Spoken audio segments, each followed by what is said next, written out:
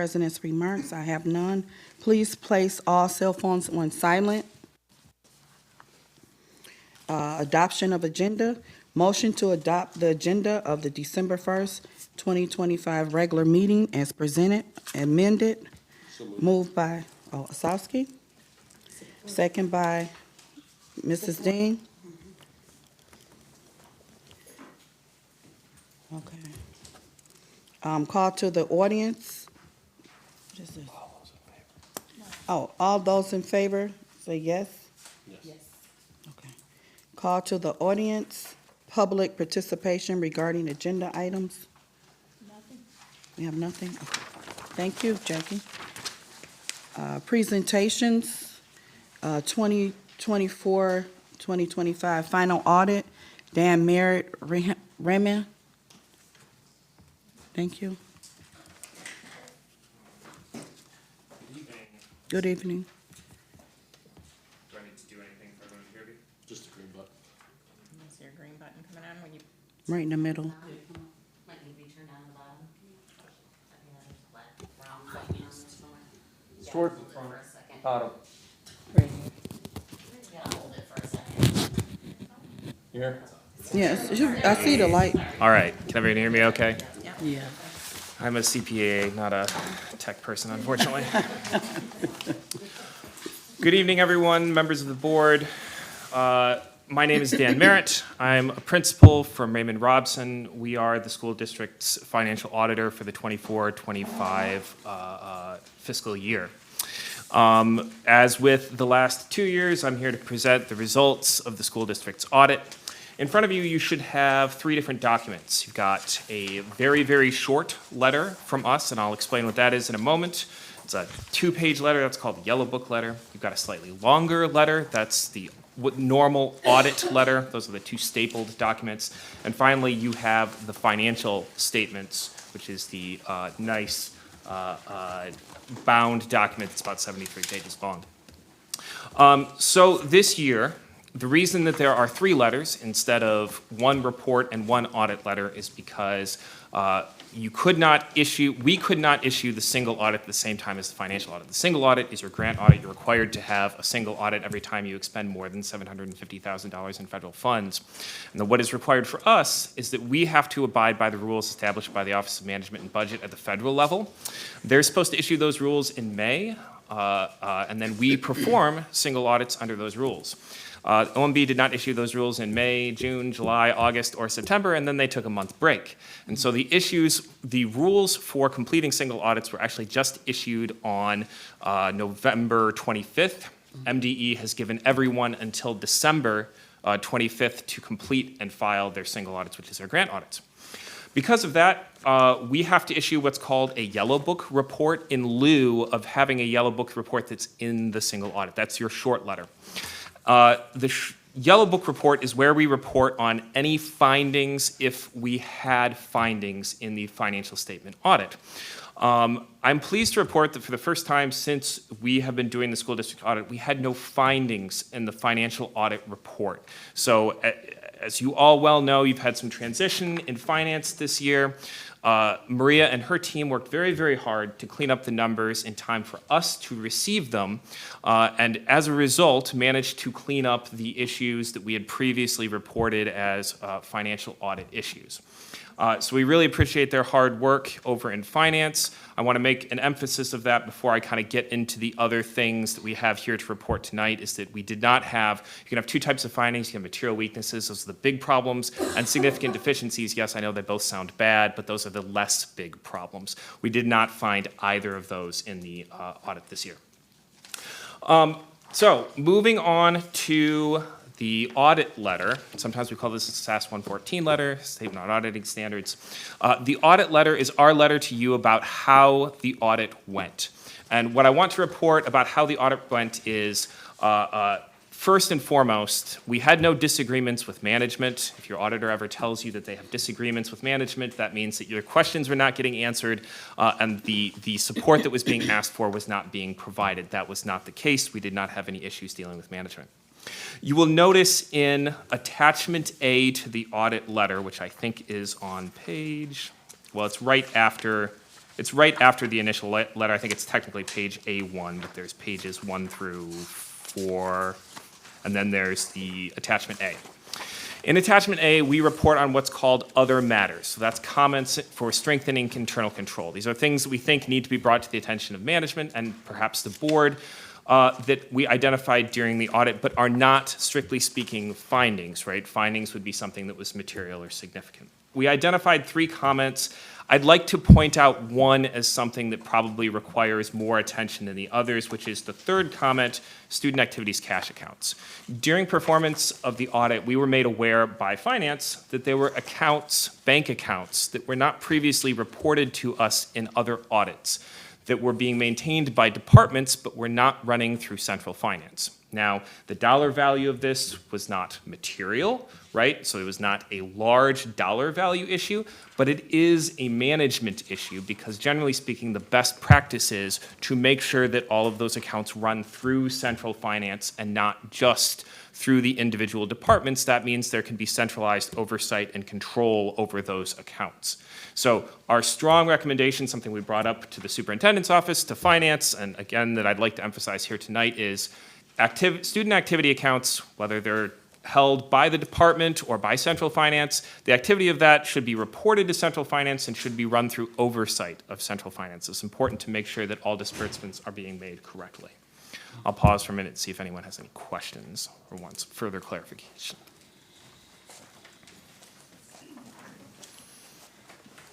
All right, hearing none, I'm going to move on to talk about the actual financial statements themselves. So that's the larger bound document that you have. Within the financial statements, I always like to point out the general fund budget to actual schedule, which is on pages 24 and 25 of the financial statements document. On page 25, I'll pause for a second, let everyone catch up to where I am.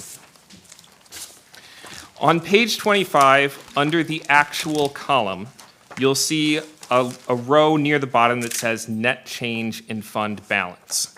This year, the net change in fund balance for the district was that the district took almost $3.8 million out of fund balance. Now, fund balance, the best way to think about this is if you took all of your cash accounts and the money that other people owed you and you offset it against the amounts that you owed everyone else, that would be your fund balance. So you had a net use of fund balance of roughly half of what was outstanding.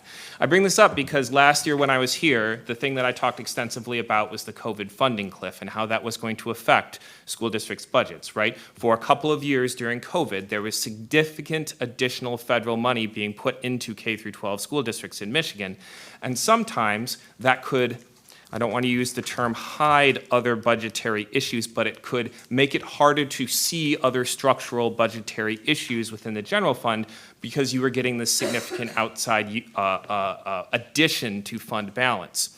And I think one of the things I pointed out explicitly during last year's board meeting was if you hadn't had ESSER money in your general fund, you would have taken $2 million out of the general fund last year.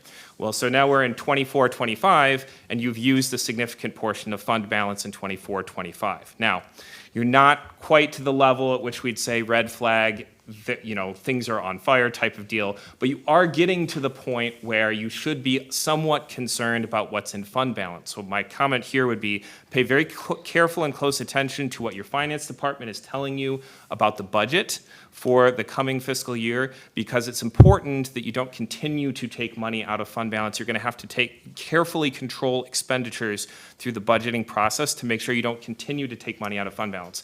The state of Michigan can come in and provide oversight. We haven't seen them do this in a number of years, but if you get to a reduced fund balance position very quickly, i.e. if you continue to take money out of fund balance, the state of Michigan might come in and provide oversight and say, well, we're going to look over your shoulder even more closely if you continue to take money out of fund balance. So that's sort of my yellow light warning about where the state of fund balance is in the general fund. Any comments or questions before I continue on? Yes, can you repeat that? You said, so our fund balance, how much did we take out of our fund balance? Was it 30, During the 24-25 fiscal year, the district used about $3.8 million of fund balance. At the beginning of the year, the district had approximately $7.2 million of fund balance, leaving the district $3.5 million in fund balance at the end of the year. The district's operating budget is somewhere between $45 million a year, just depending on the year and what has been budgeted for. So you'd be below a 10% fund balance at that point. Do you anticipate increasing that? That's not something I can speak to. I'd have to defer to finance on that particular question because it depends on what your budget looks like right now.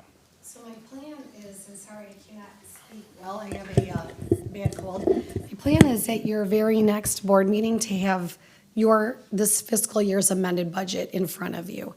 You may recall last year, you did not amend your budget until like April or May. And because, the money obviously is getting tight, things are becoming very difficult, as Dan had mentioned, I would like to get that information in front of you sooner rather than later so that we can begin to plan to stabilize the district from a fiscal perspective for the 26-27 school year. So my question is, does it look like we can increase it or Increase what? that fund balance? I'm not sure. I won't know until I actually get to amending the budget. So probably in the next week, I will have an answer to that question. Thank you. So are you saying our current budget is our actual budget, where we at these actual numbers, that's where we at right now? So the budget to actual schedule that you see on pages 24 and 25 all relates to the 24-25 fiscal year. I guess I know it's page numbers and fiscal year. In this statement, it compares the original budget that the district approved to the final budget that the district approved for the year, and then the column that is actual is what actually occurred. So you had, by the end of the year, actually budgeted to do even a little bit worse than you actually did. So I believe when the final amendment was put through that we're trying to be conservative of might it get even worse than we thought, and it kind of ended up in the middle.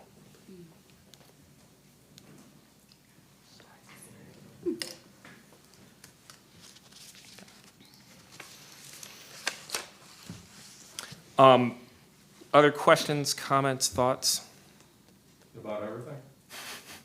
I'm happy to take questions on anything. So when did you provide this report to the school district? October 31st.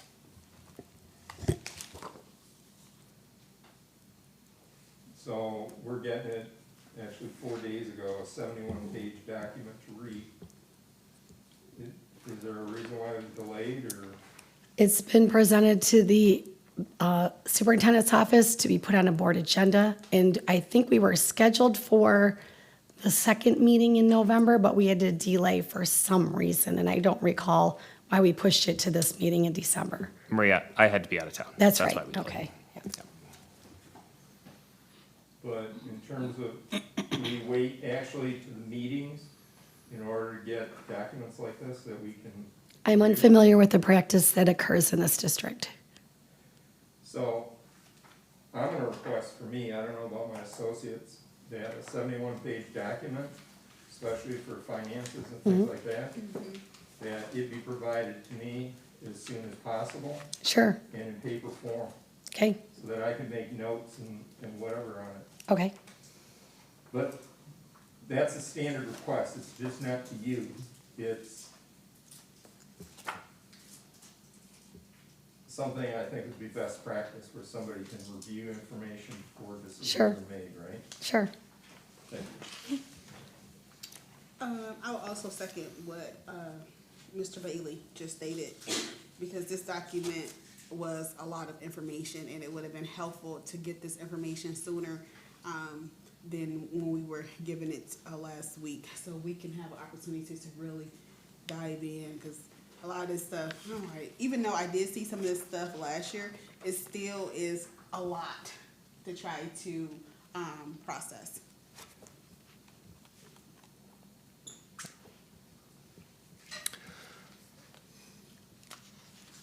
I've got two more oh, go ahead.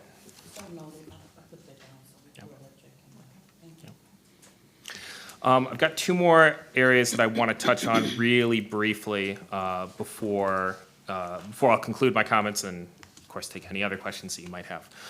First off, I want to circle back to my comments about the single audit report.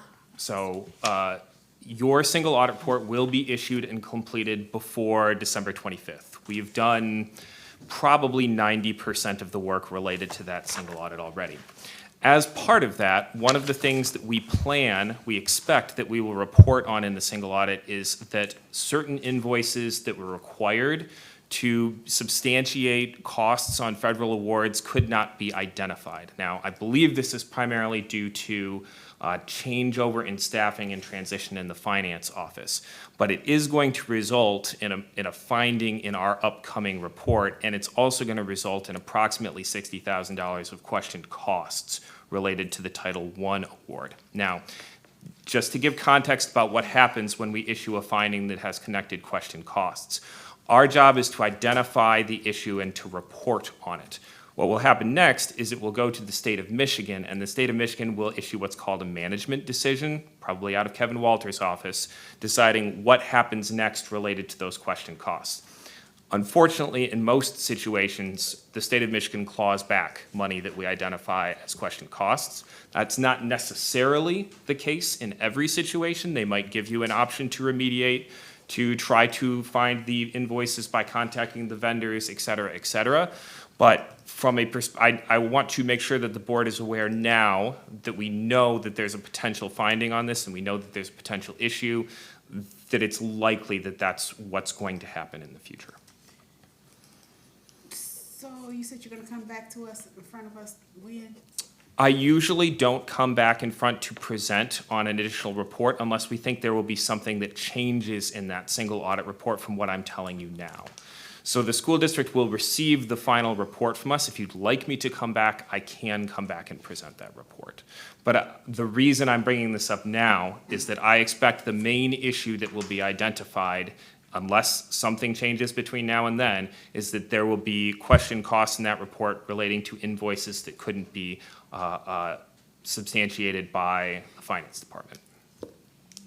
So you know this now, or you're thinking it could be? I know this now. And how extensive do you think that is?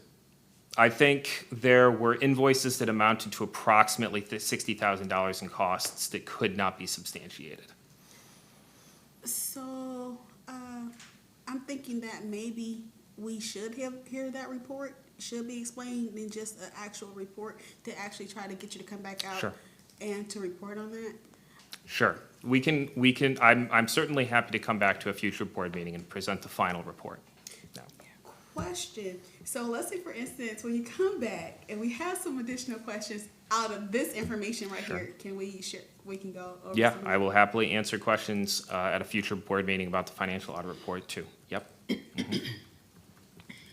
Thank you. Jim, did I answer your question appropriately? Start with yes. I Okay. ponder on this. Yeah.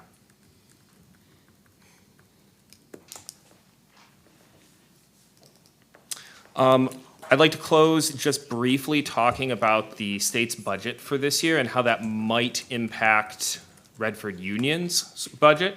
So as you're all probably aware, the state increased the foundation allowance up to $10,050 per student. That's going to be a good thing for the school district's budget and for every school district's budget in the state, because you'll get more per pupil from your foundation allowance. I do think that as a whole, the budget is going to increase revenue for almost every, the budget being the state's budget, is going to increase revenue for almost every K through 12 district. I don't think it's going to increase revenue massively. It is a good budget for most school districts. It is not a substantial, major, you're going to get additional revenue that's going to cover, I shouldn't say losses, but use of fund balance. So I would say revenue should remain strong from a state budget perspective. However, it's likely you won't be getting any additional new federal grant money. The federal grant money that you're receiving now is probably about the level that you can expect to receive in the near future. The current administration is not particularly interested in giving away additional federal grants. So when you're thinking about the budget, I know Maria is already thinking about this, be thinking about the fact that you're gonna have a little bit more in revenue, probably, not a ton. And so however your operating budget is built, it should be built with that in mind, not thinking that there's going to be some significant additional windfall funding coming down the road for the school district. So with that, that concludes my prepared comments. I'm happy to take any other questions that anyone might have. This is not related, but it's kind of related. Today, we're going to be discussing the 31AA, I think that's right. Mental health funding? Yes. And based on the numbers we are, like, I know you said you're gonna be doing an adjusted budget, and based on that particular funding that we will be looking at tonight, and have you even put into some consideration of that funding, how that may help us in our budget? So it's not a significant amount of money as far as our overall district budget. And if we are successful in pursuing that grant, we would use it for health resource assistance. So whether it's in the budget or not in the budget, it's not gonna affect the bottom line because it's designated for a particular purpose. Yeah. Yeah, most state categoricals, like 31AA, can provide supplemental funding for specific goals. For instance, that one, mental health funding assistance, don't generally change the overall tenor of the operating budget for the district. To the chair. So in one of your documents here, you mentioned about upfront that you don't review the internal controls and things of that nature.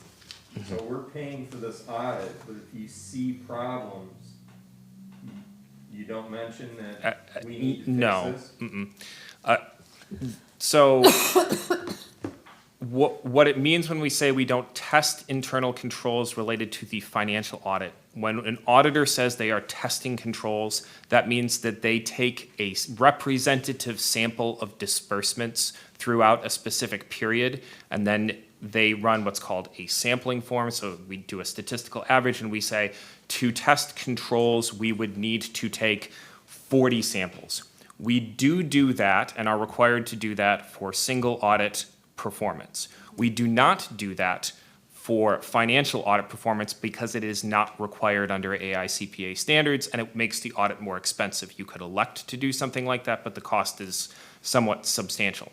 However, so I think that answers the first half of your question, but the second half of your question is, would I then ignore something that we were made aware of during the audit or that we found through other types of testing, because we do extensively test the balance sheet and perform certain other required tests during a financial statement audit? And the answer is, this letter about this we call the Yellow Book letter, this report on internal controls, it is not a test of internal controls, but if we found anything that we thought was substantial or that we thought you needed to be aware of, we would absolutely report on it, either as a finding in this report or as an other matter in the audit letter, which we did on 3 instances during the financial statement audit.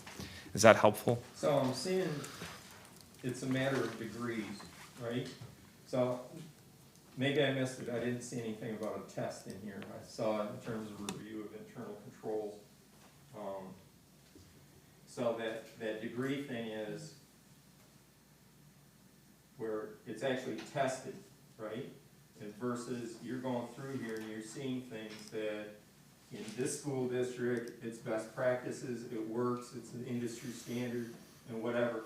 Ours, not ours, but another school district, it just might be, we're not here to review internal controls, we're just make sure that the figures are in place. Now, you just mentioned that there's instances of unsubstantiated, what do you call it? Unsubstantiated costs, question costs, unsubstantiated costs, correct. So how do you get to that point? Do you think there'd be an internal control in place to prevent that, right? Correct. And so back to my previous statement, we do not test internal controls for the financial statement audit. You are right, that our responsibility over this document is limited to making sure that the numbers are materially correct. We have a responsibility to understand the design and implementation of internal controls. We do a very limited test of internal controls. I probably shouldn't even say a test, a limited walkthrough of internal controls related to financial statements. When it comes to the single audit, the grant audit, we are required to test internal controls. We do give an opinion on internal controls related just to the major programs that are selected for testing in the single audit. And that is the portion where the issues regarding unsubstantiated invoices arose. And that is where we identified that issue, and that's where I expect to report on that final finding when we issue the single audit report. So between these audits, there's an overlap, right? So let's say that expenditures has taken place with no receipts given. That's sort of obvious in terms of best practices, right? Correct. So testing's not needed. I just see that this is a poor practice. And do we ignore it, or do we say something? We always say something. If we notice in any of our tests, whether it is a test of internal controls or otherwise, we perform extensive audit testing. It just might not fall under the strict definition of test of internal controls related to the financial statement audit. If we identify anything during those tests that we think is significant material or even just the best practice, we're going to report on it in our financial statement audit. There is overlap between both the reports. The reason, one of the reasons you have to have a Yellow Book report, a Yellow Book financial statement audit, which is one in which we are required to report transparently on findings to the board and to external parties. You have that for two reasons. One, it's required to do grant audits, and two, it's required by MDE every single year. So you're correct. You've identified correctly. There is overlap between the two. It just is the question of degree to which we are required to test in each portion of the audit. Again, we're back to the word test. If you see something blatant missing in terms of an internal control, maybe it's the terminology that you're using, and I'm seeing testing is you physically do this versus, hey, this school district has this in place and it catches these problems. This other school district doesn't. Correct. I think, Jim, you're correct that we are getting kind of caught up on semantics. When you say that phrase, test of internal controls, it means a very specific thing to an auditor.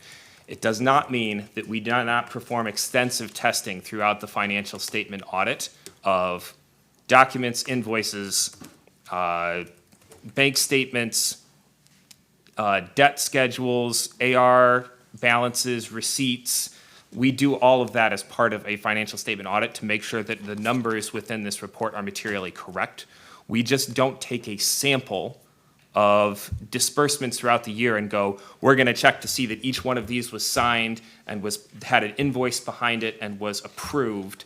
We do have to do that for the single audit. Does that make sense? So, as it relates to the single audit, it's a report that comes with that's separate from this, Correct. and we'll get a copy of that report. You absolutely will, as soon as we issue it. Okay, got you. And that report is what you'll hopefully plan on coming back in the future to report on. Yes, if the board requests it, I'm happy to come back, discuss the single audit report in its entirety, and if you have additional questions about the financial audit and/or any reporting related to that, I can answer those questions at that time too.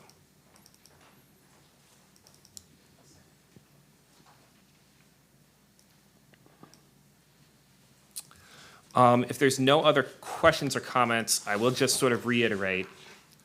Maria and her team did a really excellent job making sure that the financial statement audit got completed.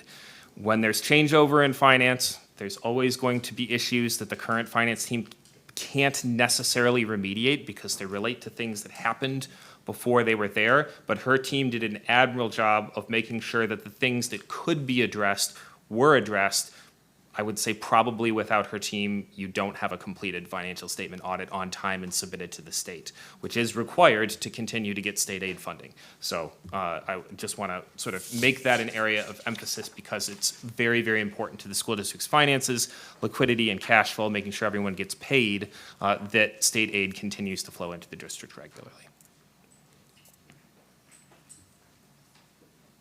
I just have one question. For, best practices, maintaining invoices, what would you suggest? An invoice should be maintained for every charge that exists within the general ledger. I think that your finance team would agree. I think that maybe Maria, you got We have comments. remedied that situation. Say again? We have remedied that situation. So what was happening was whoever was paying bills previously they would pay it in a batch at the end of each week. And so there was a big stack of invoices. They got paid. Well, our checks are cut in triplicate. So we have a check stub that should be retained in the district.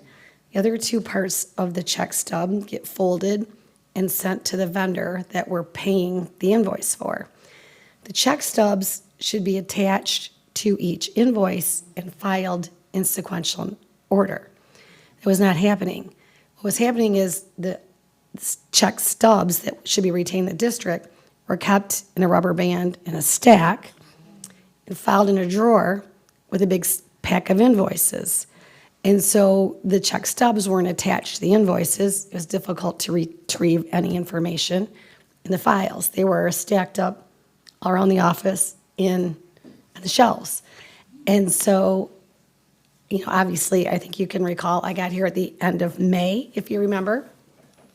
And when I amended your budget, I remember telling you several times, hey, this little time I have, it's the best I can do with what I've got, right? I don't know if you remember me telling you guys that several times, like, hey, this is the best I can do.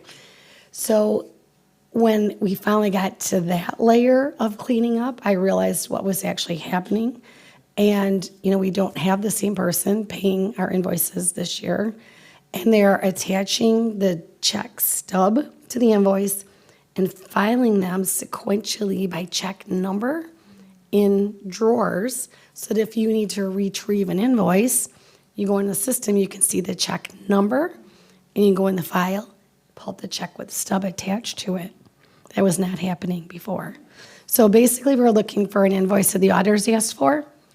Look at this big stack on the wall, all in these shelves. It was looks like looking for a needle in a haystack. So this went back how long? I don't know. So it's been going on for a while? Yeah. But the system that you have in place now. Yes. Seems to be more efficient. Absolutely. And it does work. If we can go right to that Yes, file. that's right. Look at the number and put our finger right That's on right. it. That's exactly Just right. go right to it. Because It can seems you good. imagine a stack of invoices, right, with nothing attached to it? It's even hard to tell who the vendor is when you're flipping through a whole stack of invoices. Yeah. Not even sure what check stub's paying what bill Yeah. and for what amount. I'm glad we caught that, though. I'm Yeah. glad- Sooner than later. Yep. I'm glad we caught it sooner. Yeah, and I mean, I think it also speaks to what the value of having, careful, trained finance staff is. Unfortunately, at this point, it's probably going to cost you money from the state of Michigan for having lack of record retention, so. Okay, so, Mr. Chair?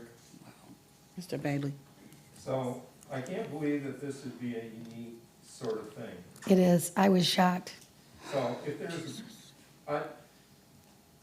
from being on this planet for a period of time, I would suspect that there's other areas that the same sort of problems occurred. Do we have something in place where we're actually looking for these problems to correct? Yes, we are cleaning up everything. We're putting out the big fires, we're putting out the medium fires, putting out the small fires. When the finance office was cleaned out, the people that we brought in are seasoned professionals that have been doing this job for years. And, when they came in, they implemented the practices that they've learned in working in other districts and other places over their years of service to other public schools. So all this knowledge that Yes. these people have experienced, they're bringing that knowledge, best practices to our Yes. and we can continue to see improvement. Yes, and you heard our auditor, Mr. Merritt, mention, it's the first time in a long time this district hasn't had any findings in their audit report. I'm sorry, say This is the first time in a number of years that this district has not had any findings in their financial statement audit report. Question on that. I thought we didn't have no findings last year. No, I believe that there were It 2 was minor. findings. Wasn't something about It was- kitchen Yeah, they had two. expenses and stuff? I'd have to go back to I the can't report remember, but it was itself, 2. but there were several, there were at least 2 But findings Mike in last year's said it audit was- report it and a was couple of minimal. management Mike letter chopped it comments. down. So the situation would be, I would call it substantially improved from a financial accounting perspective. So, you know, again, separating sort of the things that happened during the year versus correction of balances at the end of the year. Maria's team can only do so much about what happened during the past, year, okay. but has corrected the things that can be and needed to be corrected regarding financial reporting for the end of the year. Okay.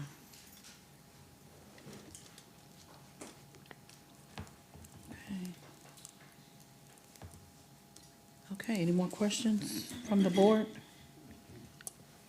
No, okay. Thank you, Mr. Raymond. Thank you very much.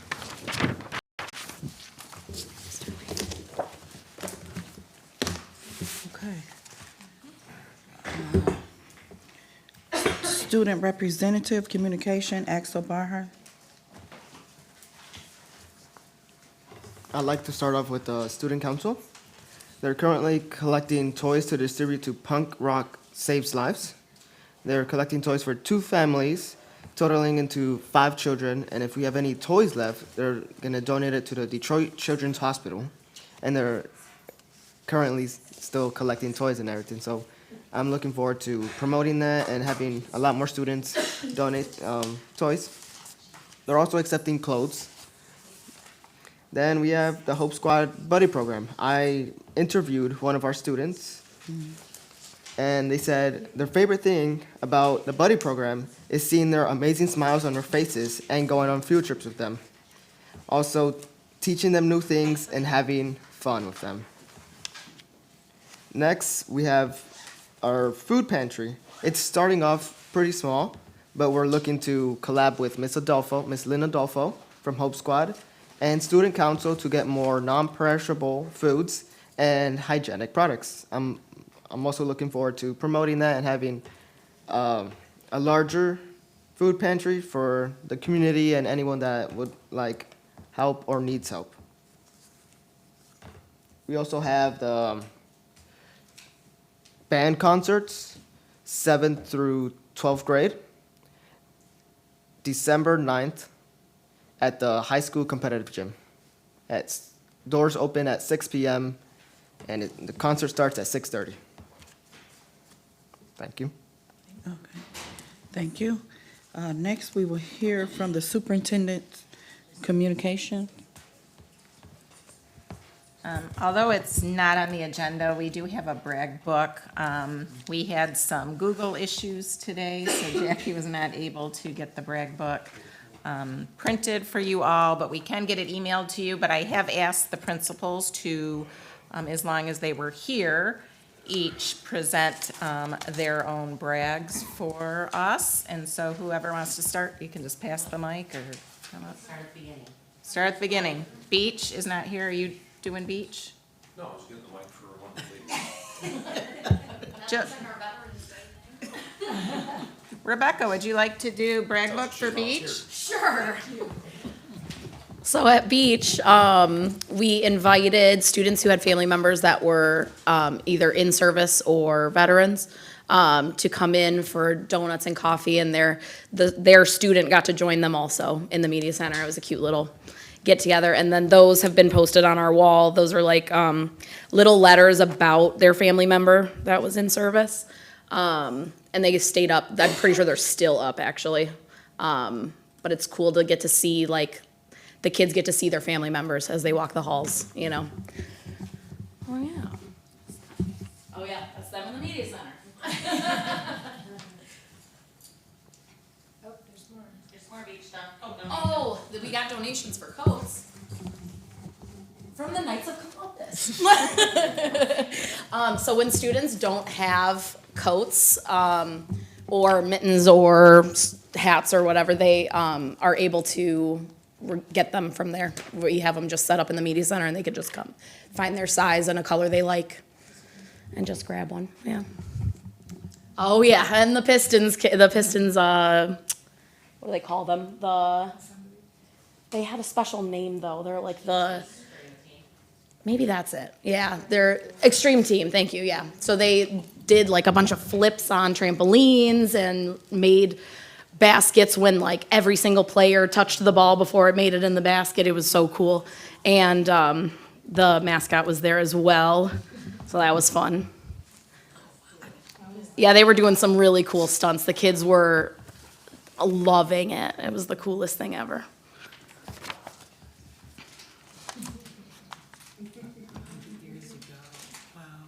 And then,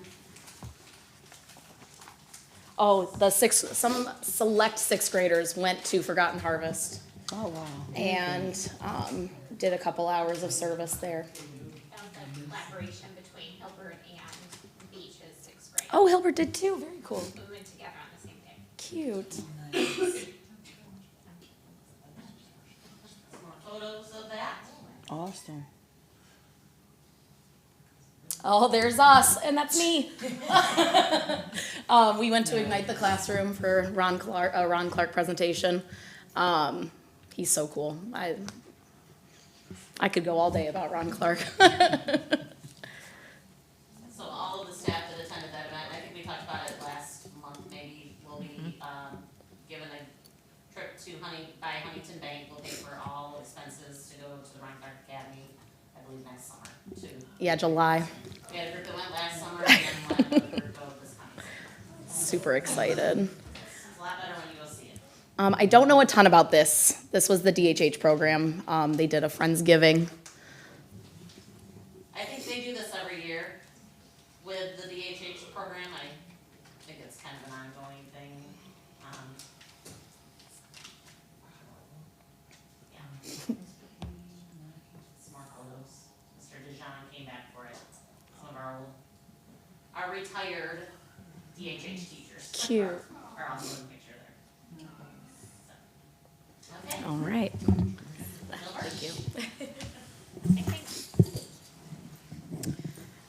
All right. So the first thing we did is we had a successful can drive for non-perishables, and we competed in our houses. We ended up with our most successful canned food drive ever, collecting 2,285 items. Yes, Al-Turismo won with 820, but I just like to stay at Amistad had 802. But anyways, it was great to see the kids come in each morning. They decorated the boxes in their house meetings, and then they competed against each other. And so they were coming in, and we had the counts up every day. And so they're like, oh, what did we get? What did we get? And so they were very motivated. And then Kelly Rakowski ended up helping us with Andrea Lamb, a school psychologist's husband, donated several turkeys. And so we were able to take the food that we collected along with the turkeys and create Thanksgiving baskets for our families that were in need and deliver them to them last Tuesday. So that was nice. Next up, we had our first ever Hilbert holiday photos for families. And so we had offered through JB Media, which works with the high school. Oh, no, you were Sorry, going. I'm sorry, I can just go back real fast. Yeah. Let me just, I put that on the screen. Just close, we pause. Sorry. So while she's doing that, we offered families the opportunity to have a free family professional photo taken for the holidays. And they came with 2 backdrops, and the families had pictures taken at both. And after editing, we have the galleries open to the families tomorrow evening. They get 1 free image, and then they can choose others if they would like. But it was a hit. It was so cute for the families to take advantage of it. And we had so many families that expressed their gratitude that it eased some cost for them, and that I have one family who had never had a family photo taken together. So that was adorable. They're like, well, I don't even know how to stand. So it was cute. It was free. We had raised money with our houses in order to help pay for it. So yeah, we offered one free image. No, I mean, the company offered to do this free? No, we raised money to pay the company. So you paid them? Yep. They gave us a discounted rate, but yes. And the last thing, we celebrated gratitude at Hilbert in many different ways. Our PBIS celebration, students had written down things that they were thankful for, and they made a giant thankful tree. We also continued this throughout with our staff. We offered our families the opportunity in a Google form to thank staff and faculty at Hilbert. And each morning we would deliver these and post them outside of their classrooms. And so we had several staff that were recognized, including our security guards who have secret handshakes with kids as they're coming in the doors. So our focus was gratitude in November.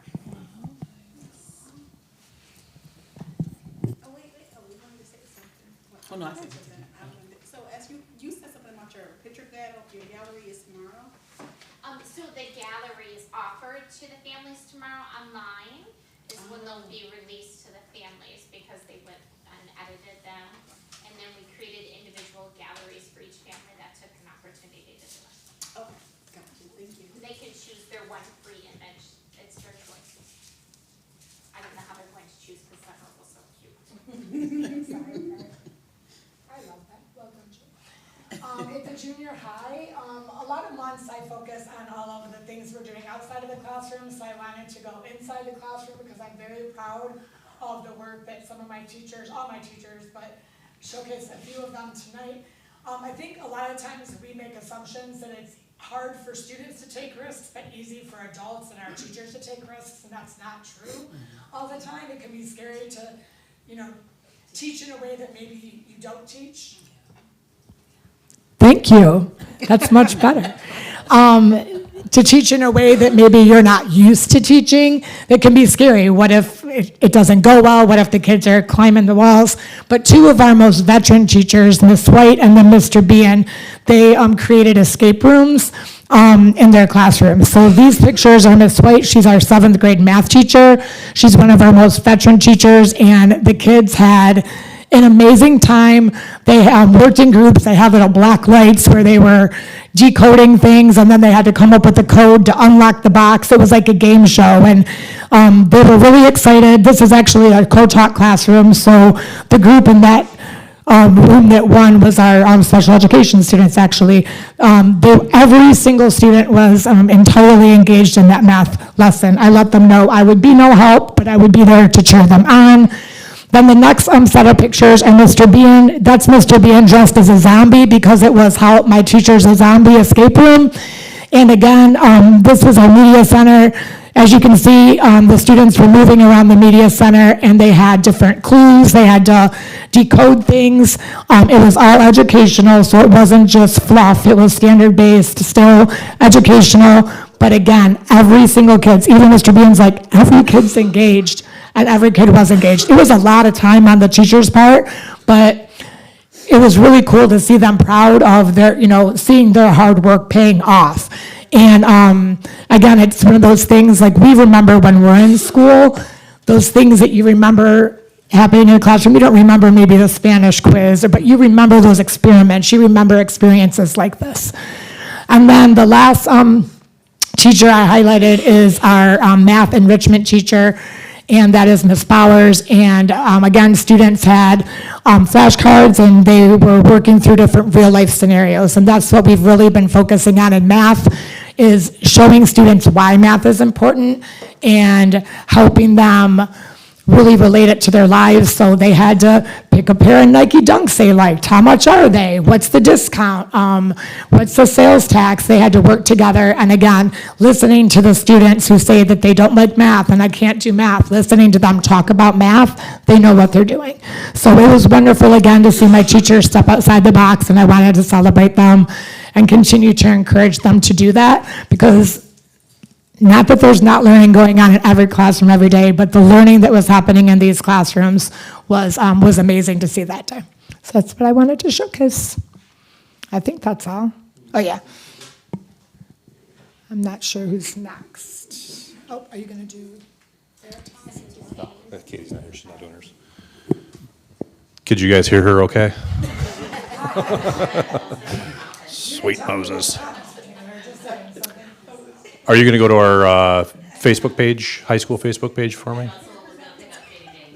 I don't know what was going on with Katie Jane. Oh, I'll just read it then. Veritas would like to thank Miss Wilson, who's our MCAN advisor at the high school, and Miss Shaw, who's our coordinator for early college and careers also at the high school, for coming over here at McGowan to Veritas to speak with our seniors. Miss Wilson, Miss Shaw gave a presentation about the overall college application and financial aid process, which is key for our students right now as to where they're at and understanding the whole process, not just the students, but the parents as well. We also do information nights for our parents for both the high school and Veritas. And I think before you scroll down, I just said thank you and a bright future. Miss Jane had to miss tonight. She had a sick child, so she apologizes for not being here. So thank you, Mr. Taylor, for stepping up for her. Yep, no problem. Oh, I'm sorry. I have to now switch to the Facebook page for the high school, so just give me 1 second here, because they forgot to send their stuff in. They just thought it looked nicer on Facebook. Hold on, I was at the high school page, now it's not. Here we are. Okay. All right, if you could scroll down a couple to the friendship circle. November 19th, one more there, one more, there you go. All right, so November 19th, both students from, both the junior high and high school, staff and parents, is that better, is that too loud? There we go. From our junior high and high school visited the Friendship Circle of Michigan, which is located in West Bloomfield, provides students with special needs support, friendship, and inclusion. They do educational, voc ed, a lot of social activities there as well. Also accompanying our families on the trip were students from our buddy program, which works closely with our students with autism classrooms at both the junior high and high school to help ensure an inclusive environment while at the secondary campus, and those kids do a great job with them. Scrolling down to November 18th. Oh, go ahead. Yeah, those are good photos. And they are going to go back second semester as well. And what was the name of this place? The Friendship Circle of Michigan. They do a wonderful job there.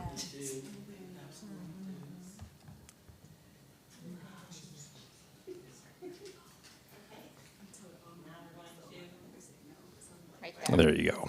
All right, on November 18th, some of our staff accompanied 30 students from the junior high and high school over to Schoolcraft College for the Michigan Youth Violence Prevention Summit.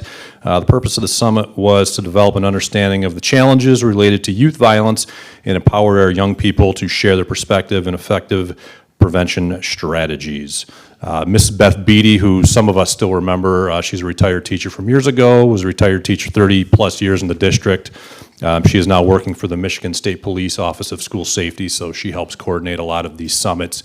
And then Miss Stacy Sharp, who also worked for the district years ago as our registrar, and as I believe a BIC at some of our schools, was also there as a presenter to share some of her stories from her childhood as well. So the kids came back.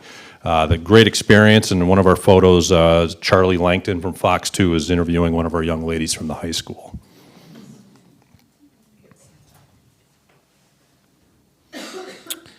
And then on November 14th, as well as a week prior to that, students from our Hope Squad and some of our football players, as well as our student council, were out helping rake leaves, not only as Make a Senior Smile on Saturday, but we also decided to do our day on a Friday. So we did 2 locations of a couple of our senior citizens who needed help raking their leaves. So we went and took care of them during the day, and both homeowners had called, and one actually did a handwritten note thanking our kids as well for their and showed their appreciation. So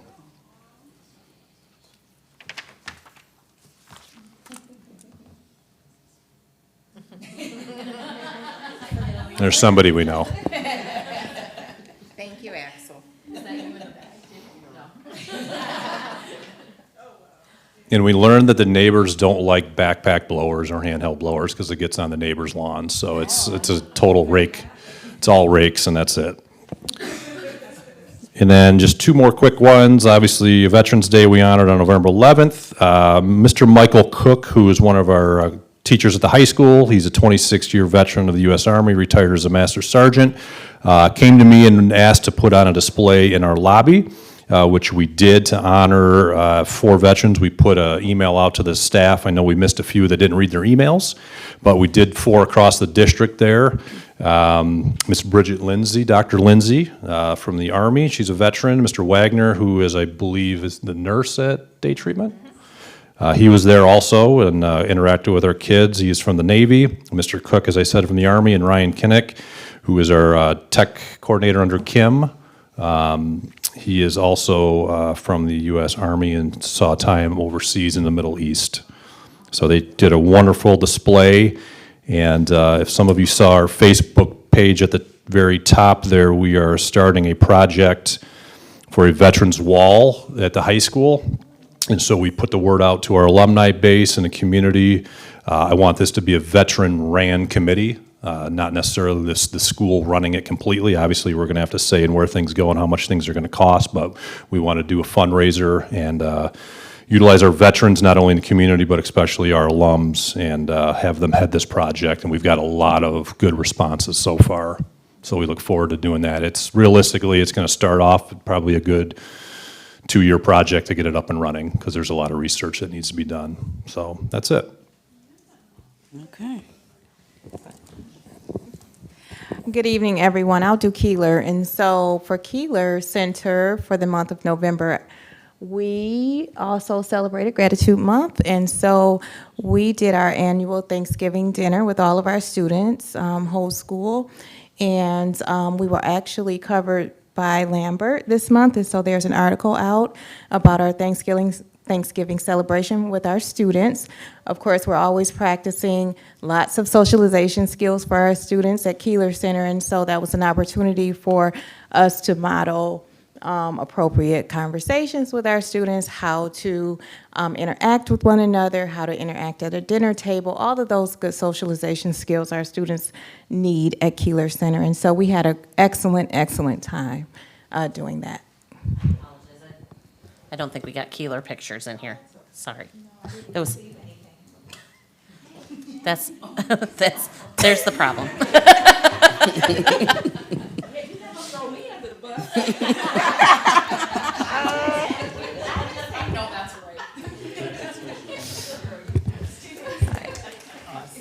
Thank you, building principals and Rebecca, for taking that on. I just asked them to do that this morning, but I know firsthand how much goes into the staff and the principals put into creating these experiences that they brag about. So it's a nice opportunity for them to share that with you.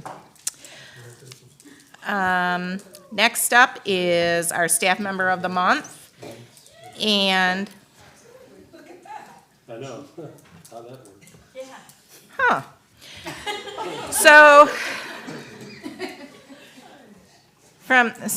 So from Beach Elementary, we have Jamie Moran. She's one of our ASD teachers at Beach. And at Hilbert, Kennedy Dobbins, our academic teaching assistant, also an alumnus of Redford Union Schools. And at the junior high school, Pam Thompson, our main office secretary.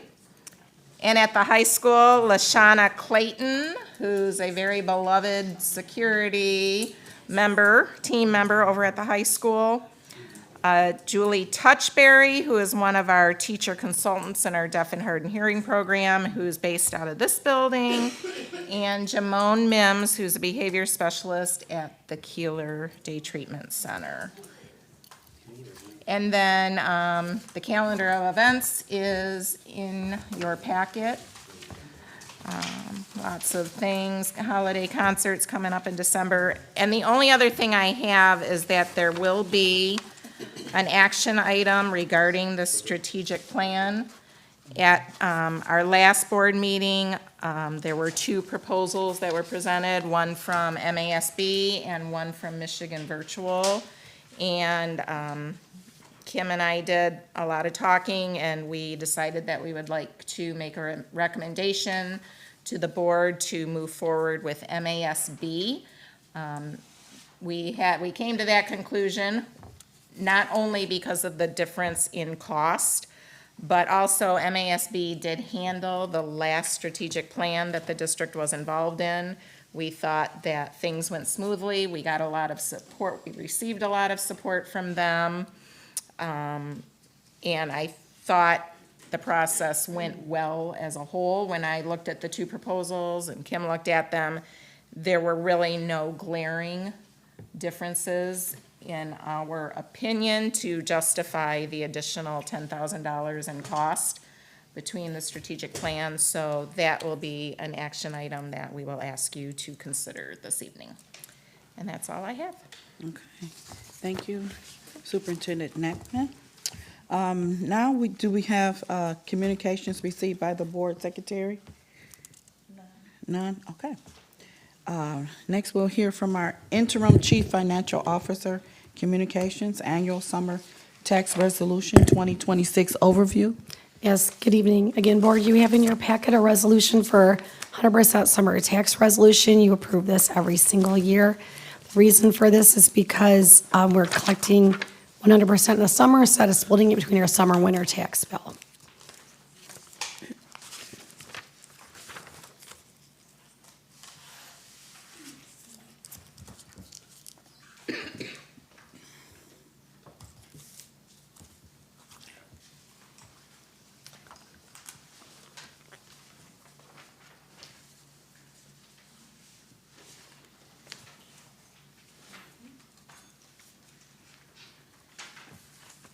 So do we need to read through this, Maria? Is there, You don't need to read it. I think the board just needs to take action. so at the end of the meeting, this is what we need to take action on. Okay. Okay, so, next we'll hear from the Executive Director of Human Resources and Labor Relations Communications. Is that- I have nothing this evening. I've been a little preoccupied. Okay. Next, we'll hear from the Executive Director of Curriculum and Technology Communications. Hello. So, one of the new tasks that I've been otherwise assigned, other duty as assigned, has been to kind of spearhead the bond committee. So this is a very quick update because there's not a lot to update on. We currently have, the drawings are out for the demolition of Stuckey. We're waiting on those to be finished by our architect team. Once those are done, we'll get all those back. They'll put that all out to bid. That'll come back to you guys to vote on. Miles is currently going through and trying to figure out, he's got a couple companies that have come in to look at getting the stuff that's in there out. He's looking to have Bittergy come in so we can maybe try to recoup some money from some of the items that are maybe still usable in the building. So we'll keep you posted on that progress as we move forward. The other item that we met with our internal board team is about the baseball field that has not yet been built. So we are going to move forward with getting quotes on, because we know the quotes that we received last year that were presented to you. Was it even last year? I don't even know. Whenever that was presented, 2024, I think, were quite costly. So we're gonna go back at that again and pare that down quite a bit, but we're looking at either here at McGowan, which will probably be the more costly option because of the wire that runs across the middle of the field that will have to be relocated, or Beach Elementary, which already has baseball fields, so we would basically be renovating a field down there. So as we move forward, we'll keep you posted on that, but I just wanted to give you that quick update because there's really nothing going on with the bond right now because we're kind of in limbo with drawings and whatnot. So that's all I have to share for that. And I don't have any other updates from curriculum or technology. We did turn on the MFA for the Google account, so if anyone has trouble getting into your Google account, reach out to the help desk. 313-681-5676. Okay. Just help, all covered help desk. Wow. Just want to make sure. Sure we all know what number to call. Through the chair, Yes. I just wanted to know, did we make the whole board aware of, the reason why we definitely have to move forward with building the boys' baseball team? Can you share clarification for that? Yeah, so right now, we are not in compliance with Title IX because we don't have a baseball field for our boys' team. So we have a softball field for the girls, we just don't have one for a baseball field for the boys. So we need to get that up and running by the spring here. So that's why we're moving forward and taking care of matters. To the chair, Mr. Bailey? what happened to the initiative of working with the township, using their field?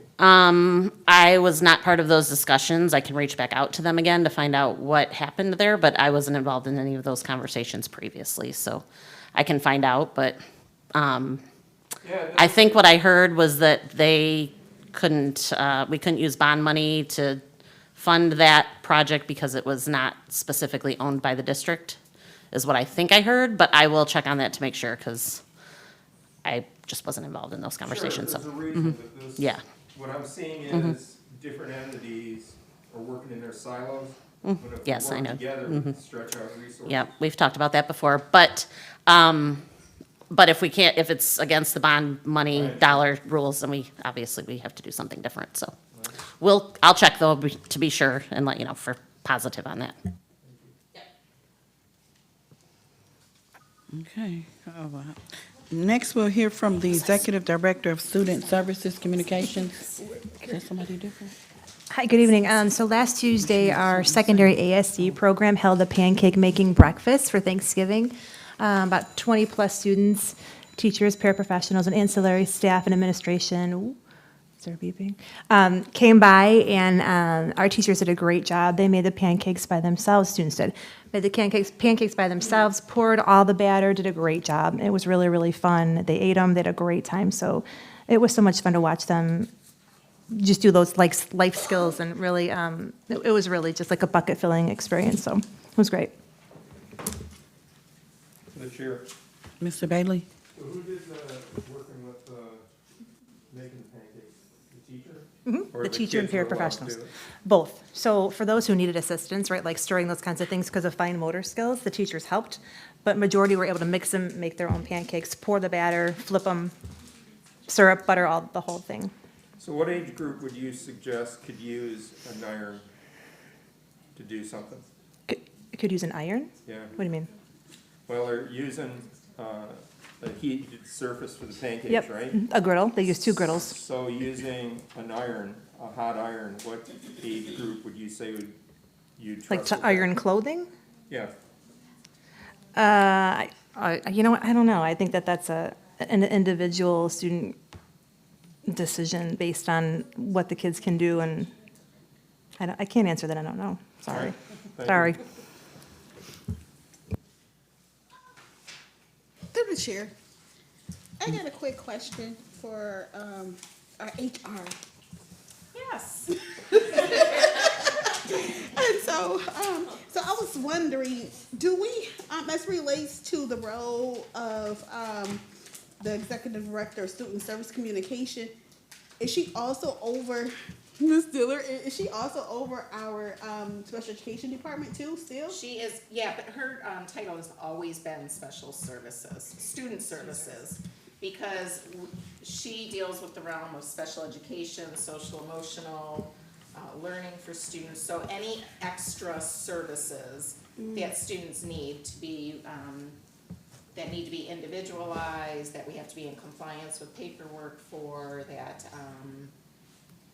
falls out of the realm of the day-to-day. So she is the student services director. That is how she was hired. Okay. So that's always been Ms. Diller's title? Always, yes. Okay, got it. Cool. Thank you.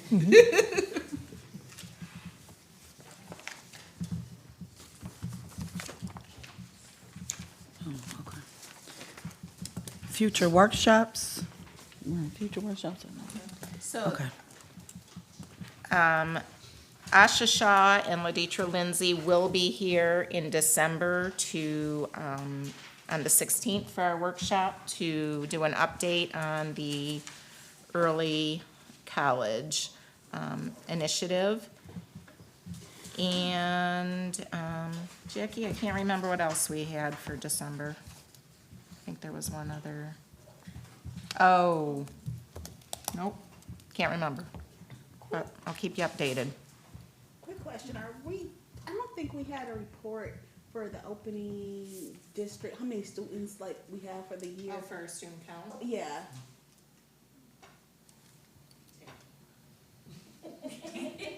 Terry, would you be able to share that information at our workshop? Sure. On the 16th for our update on our count? Terry does more than the date. She also handles count. You'll have that update on the 16th. Okay, perfect, thank you. You're welcome. That's how we get things done. Do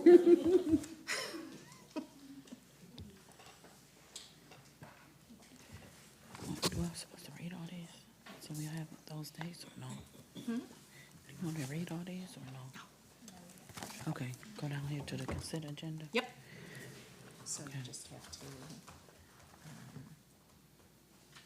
Read all that. I don't think you have to read it all. You just have to do motion to approve the consent agenda. All right, can I get a motion to approve the consent agenda as presented / amended? So moved. Mr. Osowski, can I get a second? Mrs. Dean, thank you. All in favor? Mr. Chair?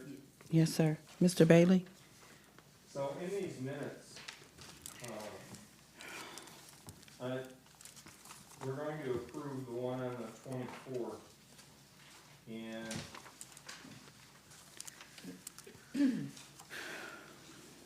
it said something about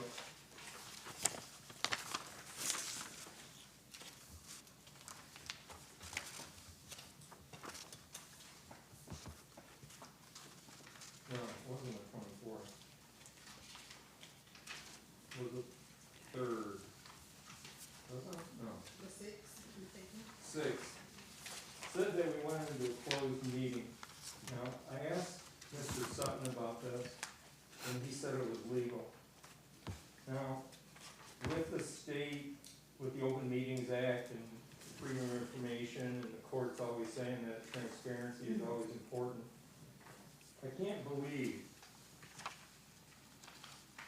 that we've got a situation where we go into closed meeting and it doesn't give why we went. It also says is to consider a written opinion of legal counsel. Now, I spoke with Mr. Sutton in regards to that. If it's litigation, they have to say what the litigation is. So I can't, this is a glaring hole in transparency.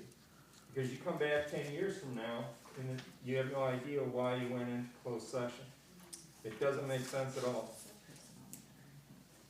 So that, and also,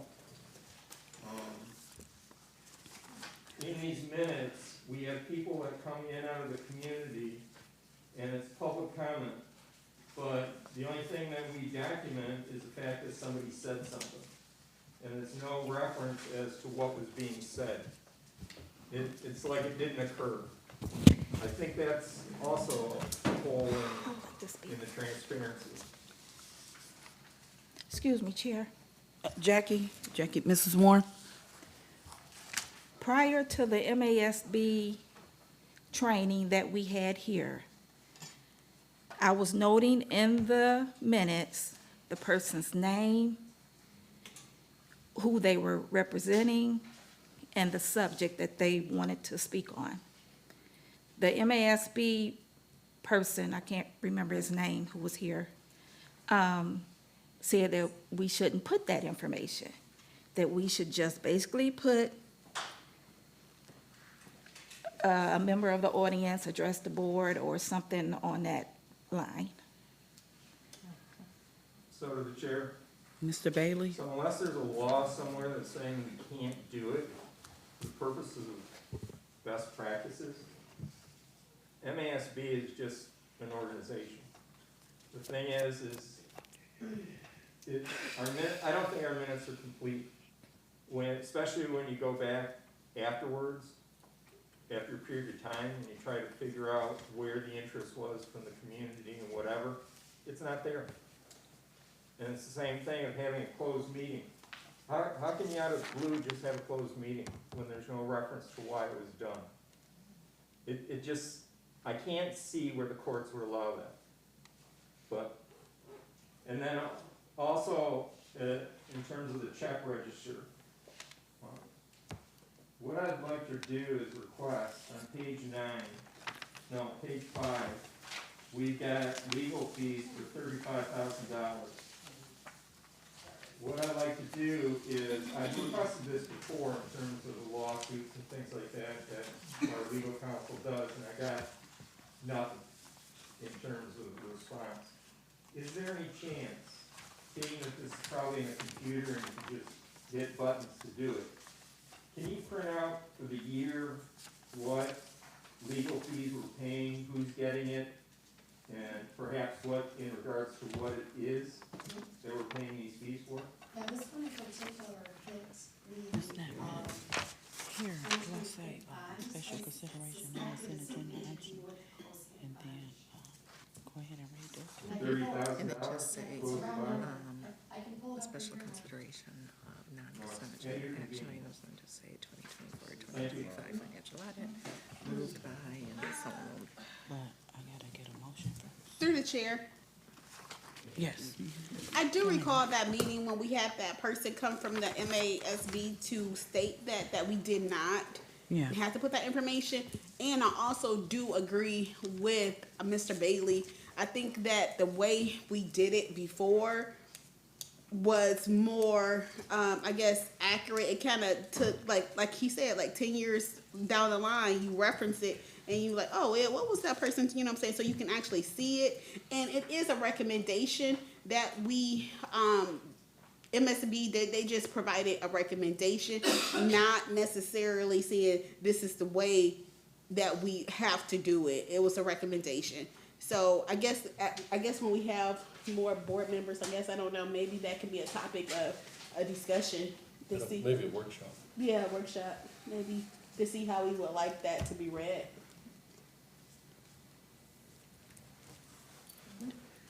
Absolutely, we can do that. We can talk about that on Wednesday, because I don't think it would take that long.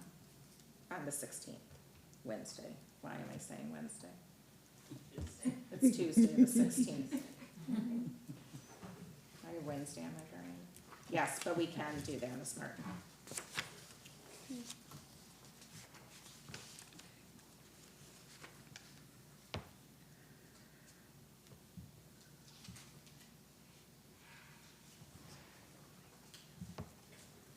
We need to keep going.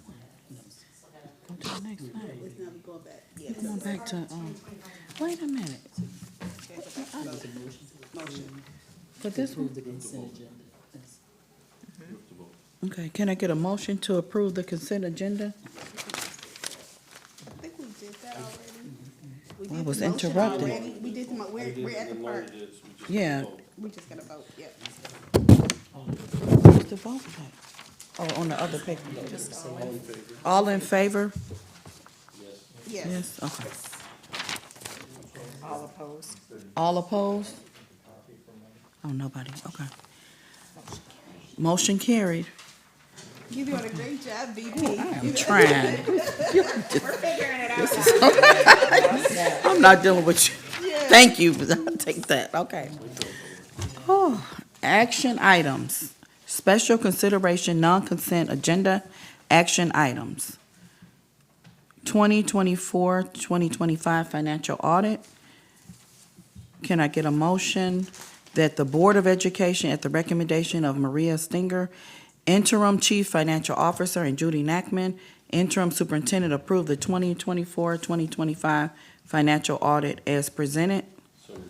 Moved by Osowski, second. Second. What's her name again? Mrs. Martin? Okay, second by Mrs. Martin. Can I get a roll call? Mr. Bailey? No. Oh, Oh, yeah, End of discussion? Any discussion? Any discussion? To the chair. Mr. Bailey? So, as I mentioned before at previous meetings, when information would be given just before a meeting or would not be given and we had to vote on it. This was October 31st. We received it now for whatever reason. And it's gonna be a standard no, whether it's this. In the past, when we had, a recommendation for somebody to work with the bond, and it was just before we had to make the decision, we couldn't go out and see alternative bids or something of that nature, or the election's tomorrow, we gotta do this right now. It's gonna be a standard, and I've said this before, it's gonna be a standard no for me. And that's why I'm voting no now. Oh, okay. Well, wait a minute, Mrs. Warren has something to say as well.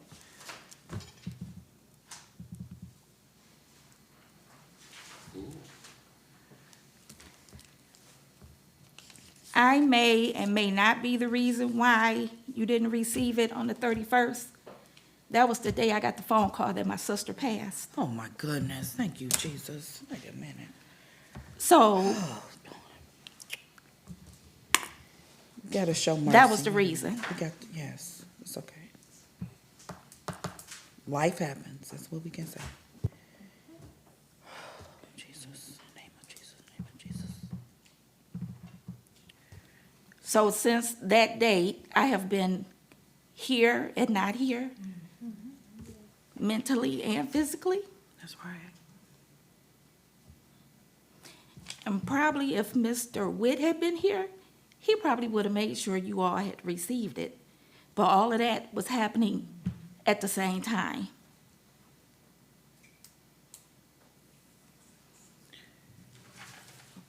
Thank you. Thank you, Jackie. You have our mercy, and we appreciate you for all that you do. We are human, Mr. Bailey, we're only human. And, I do apologize that we didn't receive it in a timely fashion, but life does happen, and we're only human. But we have to get a roll call, and we'll keep Jackie in our prayers, as well as her family, because that's a hard pill to swallow when you lose a sister.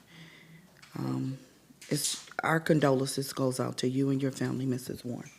Thank you. All right, let's do a roll call here. Mr. Bailey? No. Okay. Mrs. Dean? Yes. Yes, okay. Mrs., she's absent. Mrs. Martin? Yes. Mrs. Miller, yes. Mr. Osowski? Yes. Okay. Motion carries. We have 4 yeses. All right, we have our annual summer tax resolution 2026. Can I get a motion to move that the Board of Education, at the recommendation of Maria Stinger, Interim Chief Financial Officer, approve the annual summer tax resolution 2026 as presented? Second. Mr. Osowski. What's that? Mrs. Martin? Can I get a roll call? Mr. Bailey? Yes. Mrs. Dean? Yes. Mrs. Martin? Yes. Miller, yes. Mr. Osowski? Okay. 1, 2, 3, 4. Motion carries. Okay. Next, we have the Michigan Association of Board MASB Strategic Plan. Can I get a motion that the Board of Education approve Michigan Association of School Boards, MASB, to assist in the development of a strategic plan? Mr. Osowski? Mrs. Dean? Roll call? Can we do discussion? Yes, the discussion? Do we have a discussion? How much was the other agency? It fell just below 20,000. Oh, wow. And this one fell just below 10,000. Okay. And I believe, although I didn't see it spelled out in the contract, I know that the person who leads that does not live within the state of Michigan. So I believe part of that expense is travel costs, which, does not help our strategic planning. No, not at all, not at all. Can we get a roll call so we can vote on this? Mr. Bailey? Yes. Yes. Mrs. Dean? Yes. Mrs. Martin? Yes. Miller, yes. Mr. Osowski? Yes. Okay, motion carries.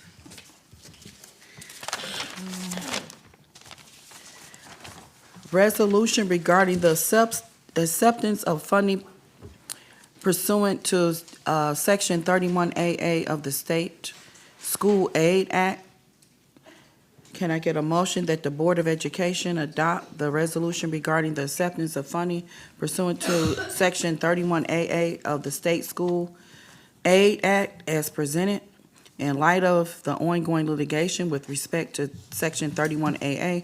The Board of Education has been presented with a resolution to allow the Redford Union School District to request grant funding pursuant to Section 31AA. The ongoing litigation will allow the Redford Union School District to rescind this request until December 30th, 2025 at 11:59 p.m. The resolution grants the superintendent authority to rescind the request for funding pursuant to Section 31AA. Can I get a motion? Discussion. Oh, discussion? Sorry. We need a motion to discuss first. Well, I thought, We need a motion to discuss. that's, I was going to say motion. Okay, can I get a motion to discuss? Why are you listening to me? Okay. Mrs. Martin, okay. So we have a motion to discuss? Okay. We have So discussion. a discussion, what day are we giving, are we suggesting, if we do decide to rescind, if we're gonna rescind, well, if we rescind, what day?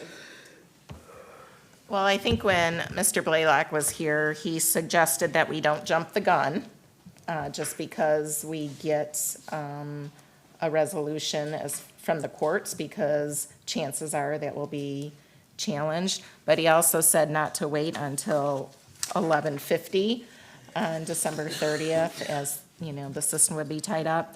I don't know that I'd be comfortable going any later than the 26th, 27th of December, and then I say we pull the trigger. With the holidays and everything, I'm not sure how quick they'll move. I think if the court comes out and says that they are going to remove the requirement to waive client-attorney privilege, I don't imagine that there will be too many people appealing that, other than the people who tend to profit from it going in the other direction, which I believe are far fewer people than the districts that it would benefit. So I would say if the courts come back and say they're not going to remove that, that you would still need to waive your attorney-client privilege, I would say we wait to see what happens for a week or so after that, because I would guarantee there will be appeals again challenging that. If the court takes that back immediately and says, nope, you won't have to waive your attorney-client privilege, it's not lawful, we're not going to follow through with that, then I would say we're pretty okay to just keep the funding. But I think, for me, that we show the same caution going both ways, because, like, if, we know if it is, well, I'm assuming, I'm gonna say not, we know, I'm assuming that if it doesn't go in favor of, the governor, that she's gonna appeal. I think you're right, she will appeal, but I think her appealing is a lot different than the school districts across the state of Michigan appealing if it goes the other way, as far as pull with the courts. Either way, it's truly just a button we have to click on the system. So there is no urgency for us to do it as soon as the ruling comes out. As long as we do it by December 30th at 11:59, but I would not be comfortable doing it on December 30th, because I would want to do it and be sure that we get the response from the state that they've received our opting out for clarification, we're saying if it goes in the district's favor, then we're gonna keep it, correct? As long as the requirement to waive attorney-client privilege is removed from the legislation. Okay, alrighty. To the chair, Mr. Bailey? how much money are we talking about again? I want to say we estimated, and Maria can correct me, but I think we were thinking like between $300,000 and $350,000. It would come to about, if we were using it to hire personnel, mental health personnel, it would come to equate to about 3 employees by the time you include benefits. We discussed doing that, however, this money is not guaranteed beyond this fiscal year. And so anyone we were to hire would have to be laid off at the end of the year until we could see if we were getting the money again. So although it is a large sum of money, it does equate to about 3 personnel, which obviously we can use, but not at the expense, in my opinion, of waiving attorney-client privilege. To the chair, I'm sorry. Mr. Bailey? go ahead. So, and it was discussed that during the hiring process, like how long it was gonna take to get out. We probably wouldn't be hiring no one until like around March-ish. I think that was kind of the discussion. Well, as a point of example, we did receive the grant to hire mental health professionals to work in our secondary campus. They were starting the search process in October, at the beginning of October. They have yet to come up with any candidates, this organization, that they believe are viable and quality candidates to forward to our district. So we're moving into the end of November. So it's been 2 months that these positions have been posted, and they are still unable to find quality candidates, which is a problem we have, finding social workers and any other psychologists, people to work within the mental health field. So our concern is, even if we find out about this and we post for these positions after December 30th, it would probably, if we found someone, be at least the end of February before we could find someone, and then that would run through the end of the year. And then we would have to lay them off, given our budget, until we find out what would happen for the next. And don't get me wrong when I say it's not worth providing mental health support for students, even if for a few months. We just have to think of all of the ramifications and the stipulations that come with this money. We also couldn't use it to pay for our current security staff because they are not working through a law enforcement agency. So we couldn't use it to offset those costs. And because our mental health clinicians from last year are no longer with the district, we could not use it to offset the costs of any personnel that we currently have. To the chair, Mr. how much Bailey? do we pay for the resource officer? I would have to get clarification. Maria might know the answer to that. No, we pay the township. So could that be used? That could be used, but I believe we already pay that under grant funding. I think we pay it, do we pay that under grant funding, Kim? I would have to check on that, Mr. Bailey. If we're not, he would qualify to be paid under that funding. But I would have to see how he's currently being paid. So if we don't accept this, it's not gonna sink any programs, or it's not gonna cripple the school district or anything, right? No. No. So with that in mind, the issue that I'm seeing is not a question of mental health or attorney-client privilege, whatever. What I'm seeing, because again, I come from a medical background. If something happens, I want to know why it happened, whether it's a disease, a mass shooting, whatever, so that we can learn and prevent that from happening again. That's the best love, I think, that we can give any kid, to make sure that his brother's not going to be involved in a situation like that or whatever. So I'm seeing this as a situation more of prudence versus prostitution. Now, we can sit there and sell ourselves for the $300,000, Or what we can do is look at the bigger issue. The bigger issue is the legislature is, I can't say routinely, but often enough where they're doing substandard crafting of legislation. The RISA elections is an example that came before the board here. Every time there's a RISA election, we get this letter saying we need to consult our attorney in regards to how the education is supposed to be, or the election is supposed to be carried out or whatever. The legislation should be clear enough, the law should be clear enough that we don't need an attorney or that expense to do that. They did the same thing with the general election. They wrote some law, they had to go into emergency session a couple years ago in order to clarify what the law is so that the election could take place. So what I'm saying is, even from Mr. Witt's description of the problem in terms of not being clear in the law, that it's being nebulous, that a message needs to be sent to the legislature saying that they need to get their act together, especially the position that they have. So in addition to refusing this, what I would also recommend is we write letters to our elected people and again stipulate that they need to spend more time in crafting the laws so that these type of questions do not occur. Thank you. Thank you, Mr. Bailey. Are there any more questions or discussion at this time? Can I get a roll call? Mr. Bailey? No. Mrs. Dean? Say yes. Mrs. Martin? Yes. Miller, yes. Mr. Osowski? Motion carries.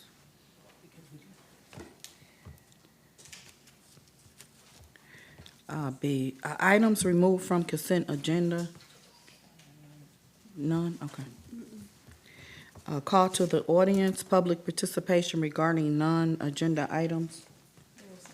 None, okay. Superintendent remarks.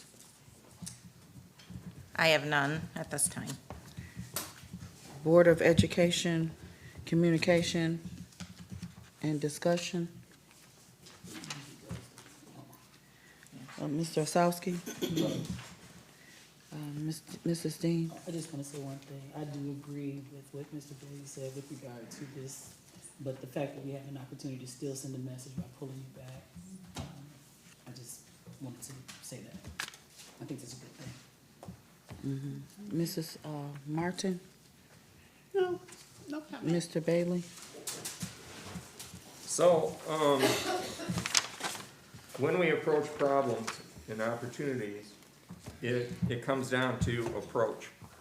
So the thing is we have a limited amount of money, we have a limited amount of staff, but what we can do by approaching opportunities differently than we currently are, I mean, going hog wild on this idea of there's other communities and other entities that are doing stuff, and they're doing great things.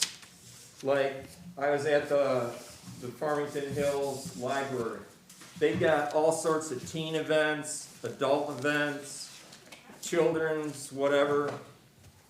I mean, it's fantastic. But the problem is, we have a community of about 10,000 people.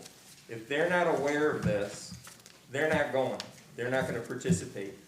Now, the thing is we come from a vast area, and other people that are within our staff run across this all the time. The thing is if they can pick this up at their libraries or things that are occurring within their community, and we can make that available through our communication system, not a fractured communication system, but a communication that has a core, and then it branches out into the other areas. And it's not just Facebook, but also emails. Again, different strokes for different folks and how they communicate. Instead of just looking at one means of communication, if we plastered out their emails, Facebook, whatever, I think that we could accomplish a lot with minimal cost on our part. There's wonderful camps and things like that during the summertime for our kids that they can be exposed to a broader area of life that Redford Union would never be able to provide on its own. Also, you guys talk to your choir people, right? I was out in Ann Arbor doing some business, and off of State Street and Liberty, there's a hallway in the buildings there. The Glee Club for University of Michigan would go out and they would perform to the public and then hand out their leaflets. So the thing is the sound effects are fantastic. It doesn't cost. I asked them what permissions are required, and they said nothing.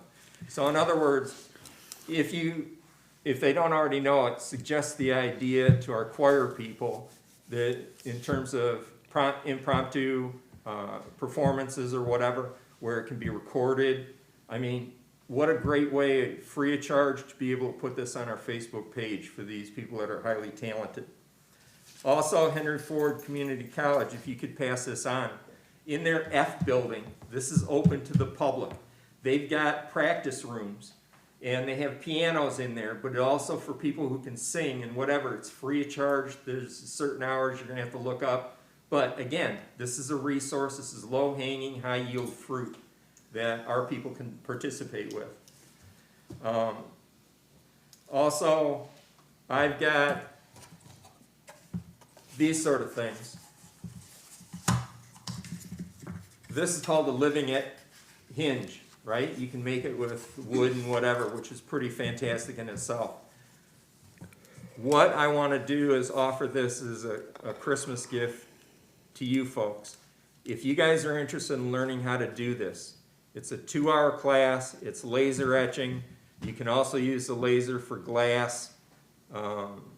They've got another machine there that you can use for metal and stone.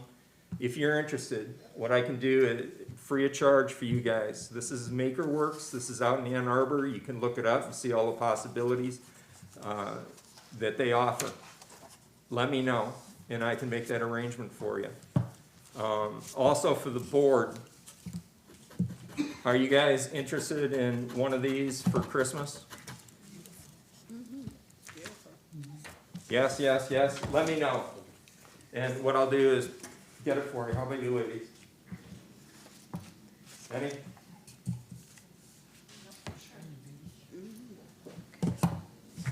Alrighty.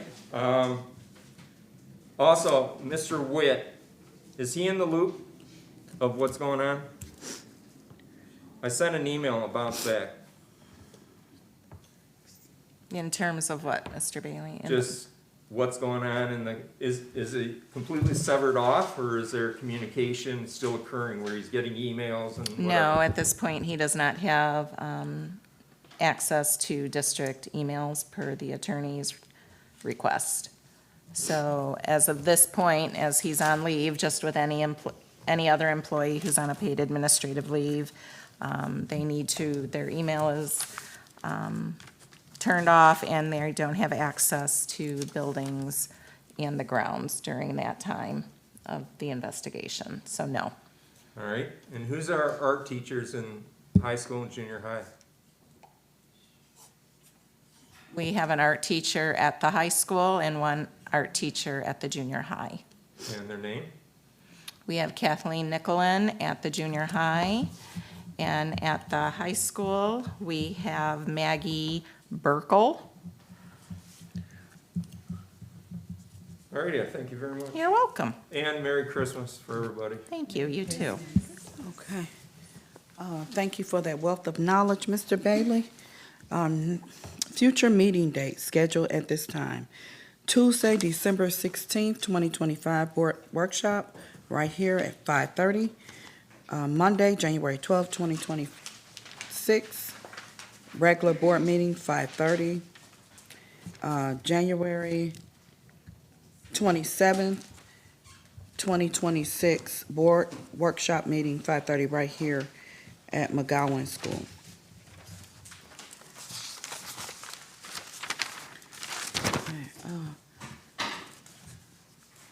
Can I get a motion to adjourn the meeting? Mr. Osowski, at 7:16, second. Ms. Dean, okay. All in favor? Motion carries.